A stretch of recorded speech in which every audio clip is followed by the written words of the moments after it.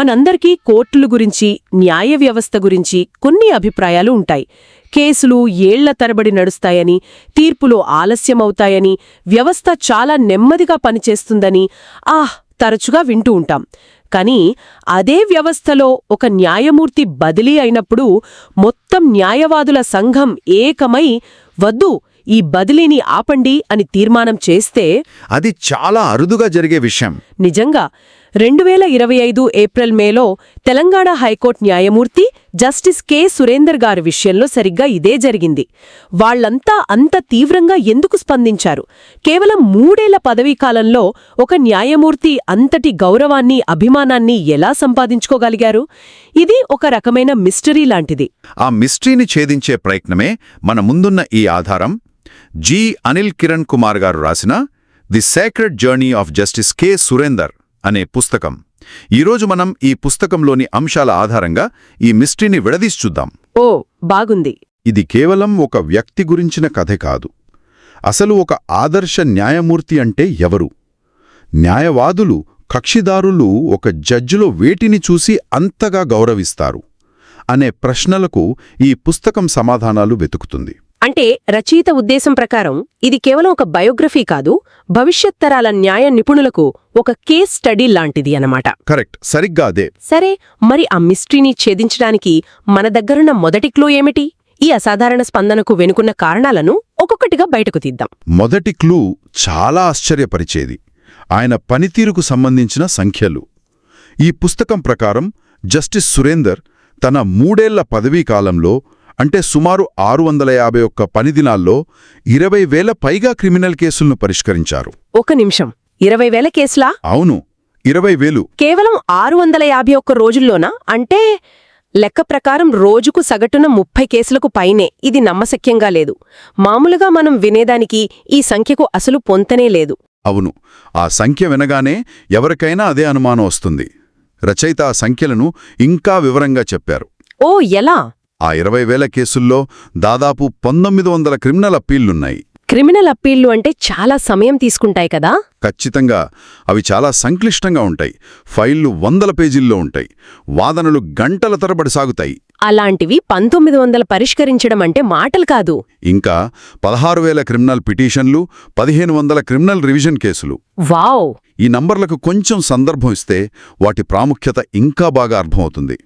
ఆ 3 ఏళ్లలో తెలంగాణ హైకోర్టులో పరిష్కారమైన మొత్తం క్రిమినల్ కేసుల్లో దాదాపు 3/1 కేసులను జస్టిస్ సురేందర్ ఒక్కరే పరిష్కరించారని రచయిత అంచనా వేశారు. 3/1? ఒక్క న్యాయమూర్తేనా? అవును. అందుకే ఆయన బదిలీ జరిగినప్పుడు రచయిత దాన్ని చాలా ఆసక్తికరంగా వర్ణించారు. ఏమని? అది కేవలం ఒక న్యాయమూర్తి బదిలీ కాదు, ఒక పూర్తి హైకోర్టు బెంచ్ సామర్థ్యాన్ని వేరే రాష్ట్రానికి తరలించడం లాంటిదని అన్నారు. వావ్! ఆ పోలిక చాలా శక్తివంతమైనది. ఆ ఒక్క వాక్యం వ్యవస్థపై ఆయన ప్రభావాన్ని తెలియజేస్తుంది. సరే, ఈ నంబర్లు చూశాక నాలో ఉన్న స్కెప్టిక్ బయటికొస్తున్నాడు. చెప్పండి. ఎవరైనా ఇంత వేగంగా పనిచేస్తున్నారంటే నాణ్యత విషయంలో ఎక్కడో ఒక చోట రాజీపడి ఉంటారన్న అనుమానం వస్తుంది కదా?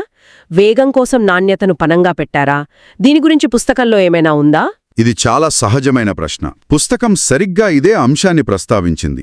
రచయిత ప్రకారం ఇక్కడ వేగం నాణ్యతకు శత్రువు కాలేదు, దానికి స్నేహితురాలైంది.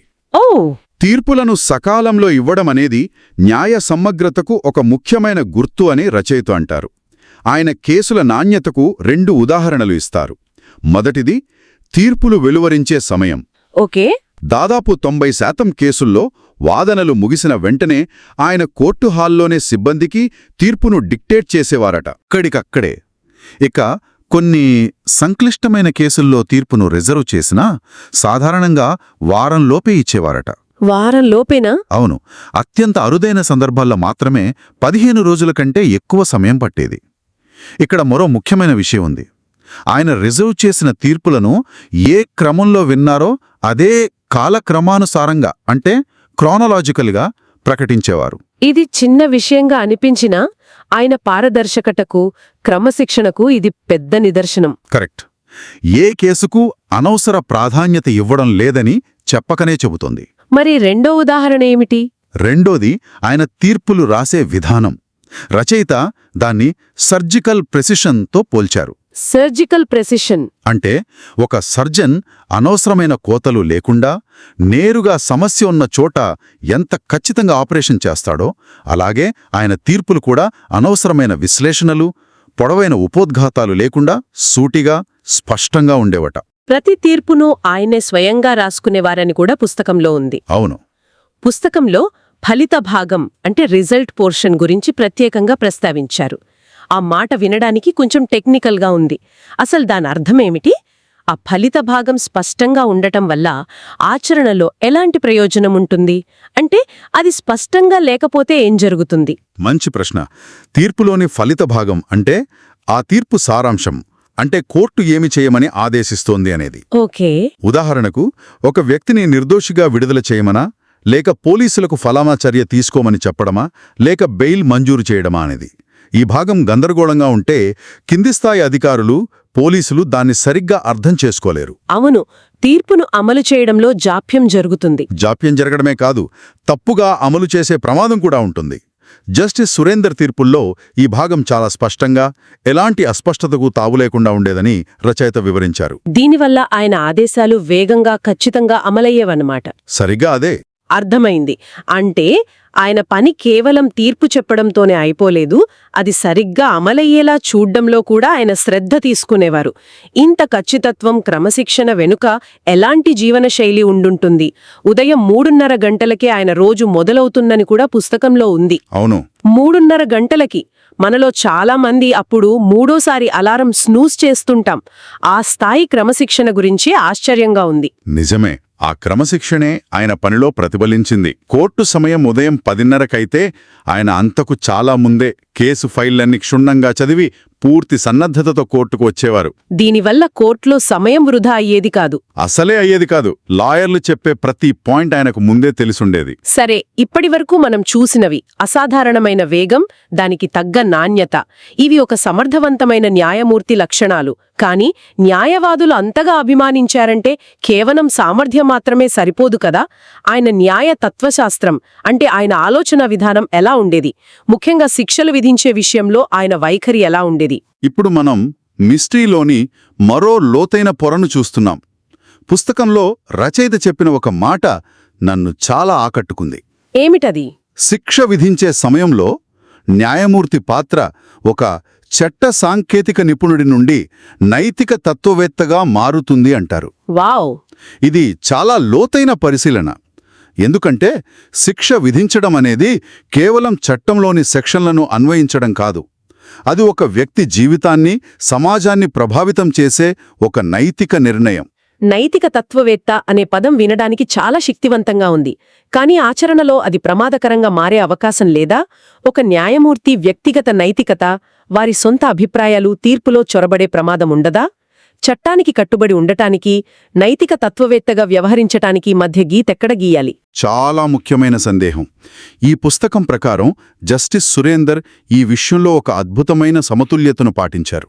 ఆయన విధానం మానవత్వం, దయతో కూడుకున్నది. ఉదాహరణకు, చట్టం అనుమతించిన చోట నేరం తీవ్రత తక్కువగా ఉన్నప్పుడు నిందితుడి నేపథ్యాన్ని పరిగణలోకి తీసుకుని ఆయన కనీస శిక్ష విధించడానికి మొగ్గు చూపేవాళ్లట. ఓ! ఇప్పటికే విచారణ పేరుతో ఏళ్ల తరబడి జైల్లో మగ్గిన వారికి వారు అనుభవించిన శిక్షాకాలాన్నే, అంటే పీరియడ్ ఆల్రెడీ అండర్గాన్, తుది శిక్షగా ఖరారు చేసేవారు. అంటే ప్రతీకారం కంటే పునరావాసానికి, సంస్కరణకు ఆయన ఎక్కువ ప్రాధాన్యత ఇచ్చారు. కరెక్ట్. దీన్నే ప్రాసెస్ ఇస్ ద పనిష్మెంట్ అంటారు కదా. అంటే విచారణ ప్రక్రియే ఒక శిక్షగా మారినప్పుడు అదనపు శిక్ష అవసరం లేదని భావించటం. సరిగ్గా అదే. అయితే మీరడిగిన ప్రశ్నకొస్తే ఆయన దయ ఏకపక్షంగా ఉండేది కాదు. సమాజంపై ప్రభావం చూపే తీవ్రమైన, ఘోరమైన నేరాల విషయంలో గరిష్ట శిక్ష విధించడానికి ఆయన ఏమాత్రం వెనుకాడలేదని రచయిత స్పష్టం చేశారు. అంటే ఒక సమతుల్యత ఉండేదన్నమాట. ఖచ్చితంగా. దీన్ని మనం ఒక నైపుణ్యమున్న వైద్యుడితో పోల్చవచ్చు. ఒక డాక్టర్ ప్రతి రోగికి ఒకే మందివ్వరు కదా. ఇవ్వరు. వ్యాధి తీవ్రత, రోగి ఉడల్నెల, మందు ప్రభావం అన్ని చూసి చికిత్స చేస్తారు. అలాగే జస్టిస్ సురేందర్ కూడా నేరం యొక్క తీవ్రత, నేరస్తుడి గతం, పశ్చాత్తాపం, పునరావాసానికి ఉన్న అవకాశాలు, వీటన్నిటినీ బేరుజువేసి ఒక సంపూర్ణమైన నిర్ణయం తీసుకునేవారు. అది ఆయనను నైతిక తత్వవేత్తను చేసింది, కానీ వ్యక్తిగత అభిప్రాయాలకు తావివ్వలేదన్నమాట.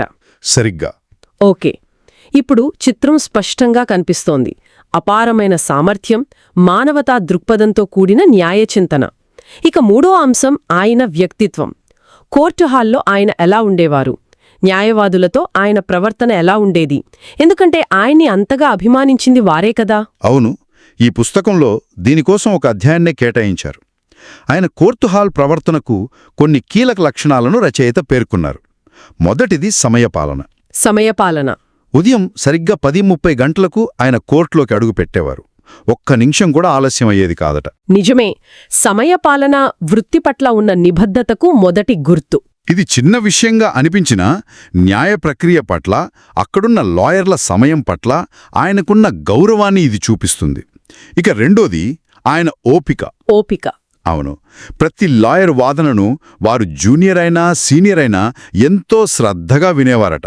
అనవసరంగా మధ్యలో కల్పించుకోవడం, వాదనను అడ్డుకోవడం చేసేవారు కాదు. అందుకే ఆయన్ను ఒక నో నాన్సెన్స్ జడ్జ్గా అభివర్ణించారు. కరెక్ట్. అంటే అనవసరమైన డ్రామాకు, కాలయాపనకు ఆయన కోర్టులో తావలేదు. విషయమేమిటో సూటిగా చెప్పాలి, అంతే. ఆయన పూర్తి సన్నద్ధతతో రావడం వల్ల లాయర్లు కూడా అనవసరమైన విషయాలు చెప్పి సమయం వృధా చేయడానికి ప్రయత్నించేవారు కాదట. అంటే ఆయన క్రమశిక్షణ పరోక్షంగా బార్ను కూడా ప్రభావితం చేసిందనమాట. నిస్సందేహంగా. ఇక ఆయన వ్యక్తిగత జీవితం గురించి కూడా పుస్తకంలో కొన్ని విషయాలున్నాయి. నిష్పాక్షికంగా ఉండటానికి ఆయన సామాజిక జీవితానికి దూరంగా ఉండేవారని రాశారు. ఇది న్యాయమూర్తులకు ఒక రకంగా అవసరమే. కానీ దీనిలో ఒక ప్రమాదం కూడా లేదా? సమాజానికి, సామాజిక కార్యక్రమాలకు పూర్తిగా దూరంగా ఉంటే ఆ సమాజంలోని వాస్తవ పరిస్థితుల నుండి, సమస్యల నుండి డిస్కనెక్ట్ అయ్యే అవకాశం ఉండదా? ఇది న్యాయవర్గాల్లో ఎప్పుడూ జరిగే చర్చ.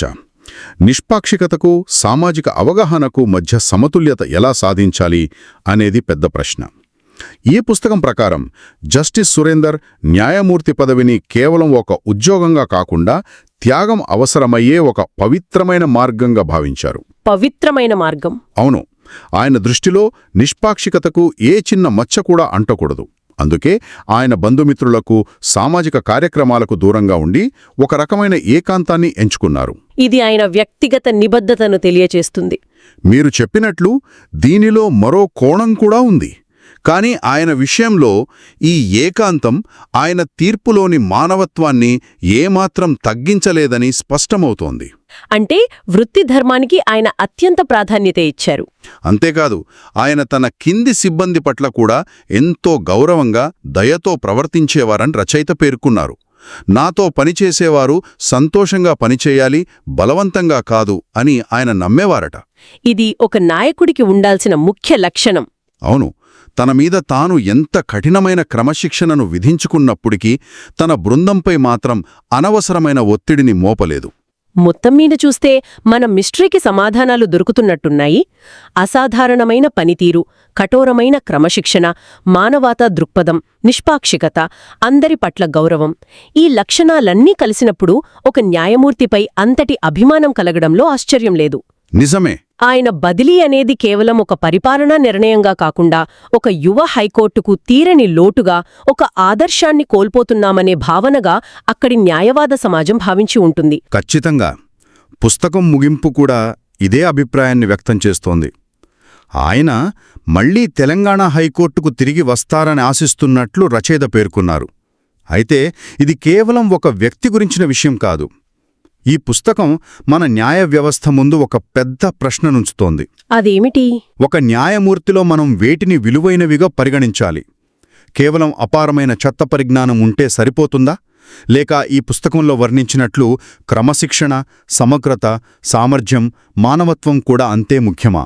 రచయిత అన్నట్లుగా ఈ విలువలను న్యాయ అకాడమీలలో పాఠాలుగా నేర్పించలేం.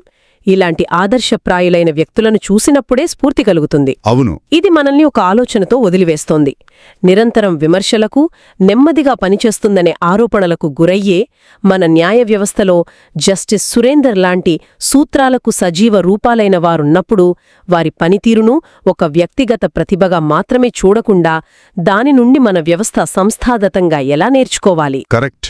ఒకరిద్దరు వ్యక్తులు అద్భుతంగా పనిచేయడం కాదు, మొత్తం వ్యవస్థ పనితీరును మెరుగుపరచడానికి ఇలాంటి వారి నుండి మనం ఏం నేర్చుకోవచ్చు అనేదే అసలైన ప్రశ్న.